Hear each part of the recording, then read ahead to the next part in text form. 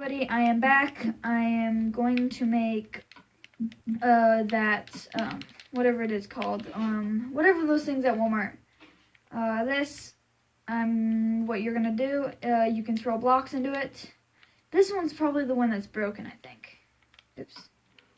Yes, that one is the broken one, because somehow it broke. You can throw this all in here, then you go over here to this chest, and it will be popping up everything that I threw into this chest. I threw some of them in that one, so that's why I didn't get them all back. So yeah, I'm going to show you how to build this. I made this up myself, I think. I just made it up randomly. Someone else could have made it too, that I didn't know of, and I just didn't know. So actually, you're going to need a chest. So first you need a chest.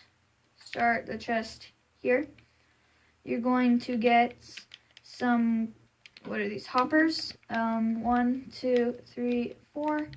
You're going to take this. Actually, it's too far. And I'm going to set this here. So pretty much that's it. You throw the items in. You throw all your items in, if I throw them all in.